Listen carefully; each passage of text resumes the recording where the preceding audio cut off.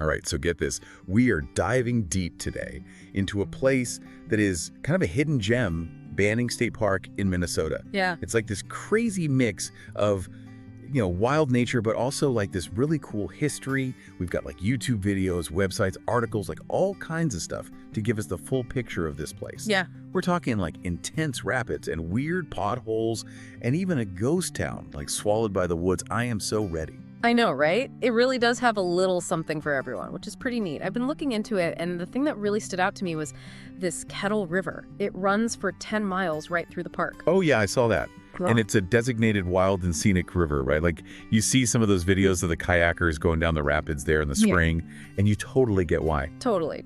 And they have the coolest names for those rapids, too, like Blueberry Slide and Dragon's Tooth. Just like, wow. Makes you want to try it yourself, almost. Almost. I think I'll stick to watching from the shore. Probably smart. But you know what's really interesting? The Kettle River isn't just for those like hardcore thrill seekers. I mean, yeah, you've got those class 4 rapids that draw in the daredevils, but it's also got these like peaceful stretches, super calm, perfect for fishing. They say you might even catch a record-breaking sturgeon if you're lucky. No way. Okay, now that's a fish story I'd love to hear. But okay, hold on. Let's talk about the park's geology for a second, because from what I've seen, it's kind of mind-blowing. You've got these like massive sandstone formations. They look like something out of a movie. They really do. And those formations are a result of some crazy, powerful natural forces over time. Have you ever heard of glacial potholes? I have, but I'll be honest, I don't really know that much about them. Okay, so picture this. Giant glaciers melting thousands of years ago, right? And all that meltwater, it's carrying rocks and debris swirling around with this incredible force, and it carves out these like deep, smooth holes in the sandstone. They're like nature's version of like a rock carving, Whoa, that's wild. So these potholes are like little windows into the past, basically. A reminder of how powerful those ancient glaciers were. Yeah, exactly. And speaking of cool formations, there's also something called Log Creek arches. They're potholes where the bottom has like worn away and it creates these natural bridges. Wait, natural bridges made from potholes? That is so cool. I gotta see that. You totally should, but there's one geological wonder that we can't actually visit, which is kind of sad. It's called Robinson Ice Cave. Ooh, a hidden cave. I'm intrigued. What's the deal with that? So it's this 200-foot deep cave hidden in the bluffs. They don't let the public in because it's home to a bunch of bat species that hibernate there, and they need to be protected, which makes sense. Yeah, for sure. It's nice to know it's serving as like a bat sanctuary, even if we can't explore it ourselves. But wait, you said ice cave, but it's closed in the winter, right? How does that work? Good question. So it's not a true ice cave in the sense that like the whole thing is made of ice. But it's special because in the winter, it gets these massive ice stalagmites. It's almost like the cave is breathing in cold air that freezes the water dripping from above. That's so cool. Like a secret winter wonderland inside the park. Okay, but you know what else is super interesting about this park? It's not just the natural wonders, it's the human history too. I mean, we're talking about a whole ghost town. Right. Before it was a park, there was this whole bustling quarry town called Banning, named after William Banning, some railroad president. This beautiful pink sandstone, everyone wanted it, so it drew in all these quarry workers in the 1890s. A lot of them were European immigrants. Wow, so this whole town popped up, basically built on rock, literally. Yeah, pretty much. And it boomed fast. By the late 1890s, there were like 300 people living in Banning. There was a bar, a motel, homes, a railroad, moving tons of sandstone. It was a real slice of like frontier life. Yeah, that's crazy. But things changed pretty quickly back then, right? From what I read, by 1905, all that high-quality sandstone was gone. Plus, architecture was changing. People didn't want stone as much anymore. Exactly. And then when steel became the big thing for construction, that was kind of the final nail in the coffin for the town. The quarry shut down, people moved away, and Banning just faded into the woods. It's like the very thing that built the town also destroyed it. Kind of ironic, right? But those remnants of the town are what make the park so unique today. Oh, for sure. And now you can like walk in the footsteps of those quarry workers and really experience that history firsthand through the park's hiking trails. Okay, tell me more about these trails, because 17 miles worth of hiking sounds amazing. There are tons of options, really something for everyone. Like there's the Quarry Loop Trail. It follows an old railroad bed, so it's a pretty easy walk. But if you're up for a challenge, the Bluff Trail has these steep climbs and incredible views. And you know what I think is really cool? What's that? The trails that go right through the old quarry ruins. You can see the remains of buildings like the rock crusher, and it's like you can almost imagine what life was like back then. Wow, that's amazing. Like you're stepping back in time. Yeah. So those trails are more than just hikes. They're like a history lesson too. But, okay, Banning State Park isn't just about the past, right? It's also a haven for, like, anyone who loves the outdoors. What stands out to you about the recreation there? There's so much. I mean, we've talked about the crazy whitewater paddling and the hiking, but there's also a paved bike path that connects to the Willard-Bunkers State Trail if you want to go on, like, a longer ride. And in the winter, you can trade your bike for skis or a snowmobile. And if you want something a little more chill in the winter, they've got snowshoeing too. You can imagine trekking through those snowy woods, totally silent except for maybe the wind and the trees. That sounds so peaceful. And of course, you can't forget about camping. Does Banning have campsites? Of course. Over 30 drive-in campsites. Some even have electric hookups if you're into that kind of thing. But if you want a real back-to-nature experience, there are also canoe campsites along the river. Ooh, that sounds amazing. Yeah. I can picture it now, paddling down the Kettle River and finding this perfect little secluded spot to set up camp. Talk about an escape. That's the best way to really connect with nature. But honestly, beyond all the activities and stuff, what really gets me about Banning State Park is just how beautiful it is. Have you seen pictures of the waterfalls? Oh my gosh, yes. Wolf Creek Falls is incredible the way it plunges right into the Kettle River. And didn't they do some kind of dam removal project to restore another waterfall? They did. Big Spring Falls was brought back to life in 1995 after they removed the dam. It really shows their dedication to, like, restoring the natural habitat. It proves that even damaged ecosystems can come back with a little effort and planning. That's really cool. It's amazing how Banning State Park has so much going on in one place. You've got the intense beauty, the crazy rapids, all that history, and also the sense of peace and quiet. It's a place where you can, like, get away from it all and just reconnect with nature. You nailed it. And that balance between letting people enjoy the park and protecting it for the future, that's something you see everywhere in the park. It makes you think about how we interact with nature and finding that balance in our own lives, too. Definitely. We have a responsibility to make sure future generations get to experience places like this. But, you know, even with everything we've talked about today, I have a feeling there's still so much more to discover about Banning State Park. Oh, absolutely. Every time you visit, every hike, every little encounter with nature, you learn something new.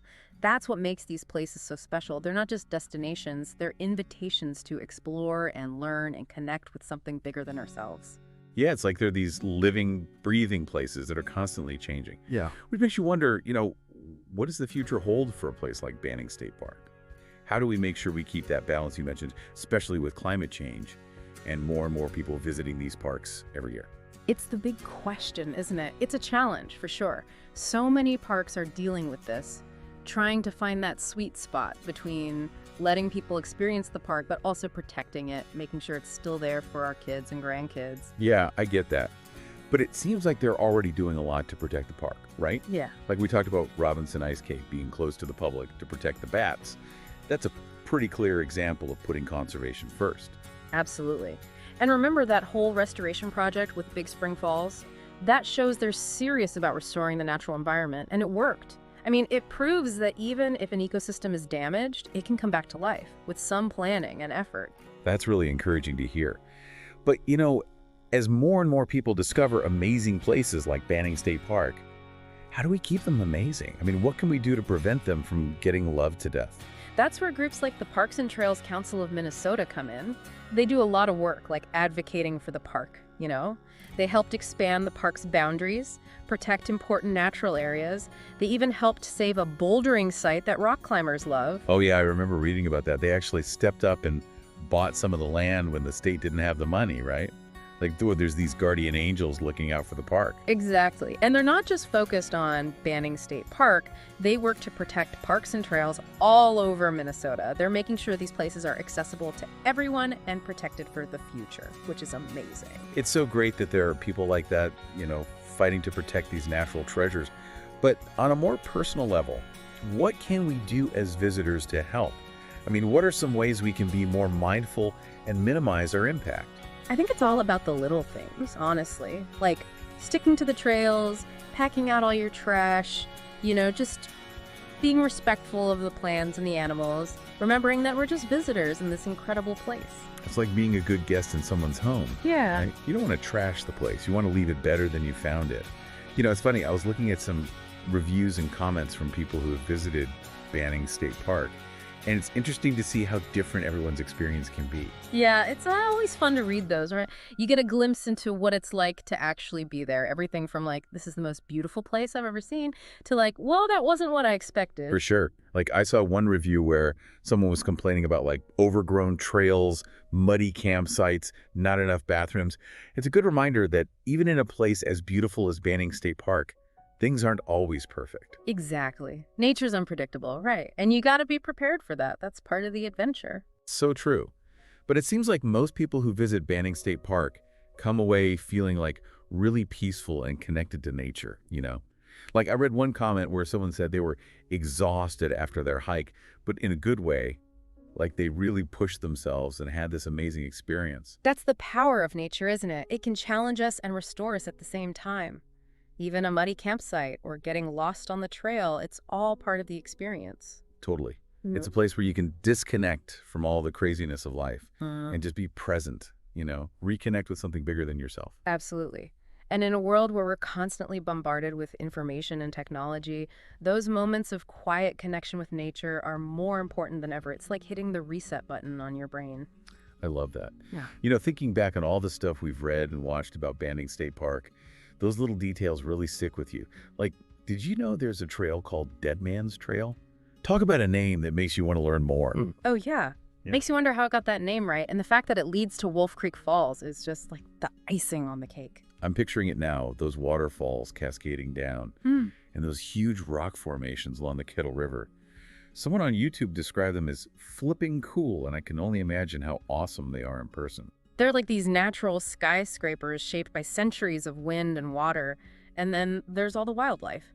We talked about the bats, but there are also like over 180 different kinds of birds, including bald eagles, and 34 mammal species, even black bears. It's wild to think about all these amazing creatures sharing this space with us. Definitely makes you want to be respectful and aware of your surroundings when you're exploring a place like that. For sure, we're all connected, right? And realizing that is key to keeping these places healthy and balanced.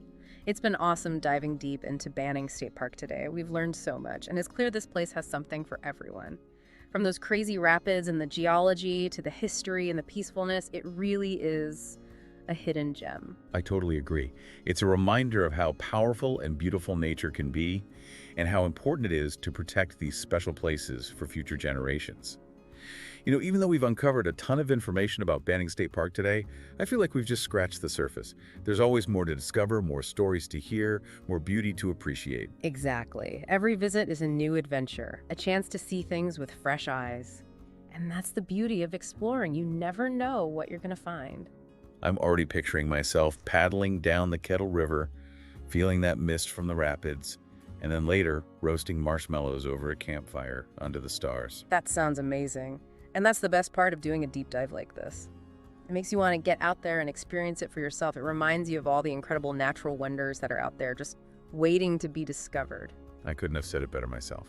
Yeah. Well, I think it's time to wrap up this episode of The Deep Dive. We've covered a lot of ground today, literally and figuratively. We have. And I hope everyone listening feels inspired to get out there and explore Banning State Park, or any park for that matter. Get out there and experience the magic for yourselves. I know I do.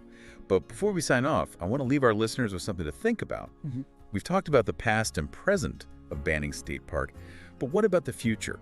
What about like climate change and all that? How is that going to affect the park in the long run? What can we do, to make sure Banning State Park is still around for future generations? Something to think about, right? Yeah, that's the big picture, isn't it? When we talk about climate change, it's not just the planet getting warmer, it's everything that comes with that. Like, the weather's going to be different, maybe more floods, maybe droughts. It's going to affect the whole ecosystem of the park, It's kind of scary when you think about it that way. But hey, didn't we talk about them removing that dam back in the 90s to restore the waterfall? Yeah. That seemed like a good thing, right? But it also makes you wonder about, how are they going to manage the water in the park as the climate keeps changing? It's tough. There are no easy answers. But I think a big part of it is just making sure people know about it. Educating visitors about leaving no trace, being responsible.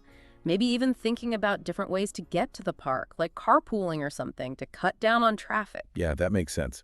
It's easy to forget that those little things can actually add up and make a difference, like packing out your trash, staying on the trails, not messing with the wildlife. It all helps, right? Totally. And it's not just about what individuals do either. We got to support those bigger efforts, like making sure parks get enough funding, pushing for those conservation projects. It's a team effort, Yeah. We all need to work together to make sure these places are protected. I like that. We're all connected, and we all have a part to play. Thinking about all this, it reminds me of that quote by John Muir. In every walk with nature, one receives far more than he seeks.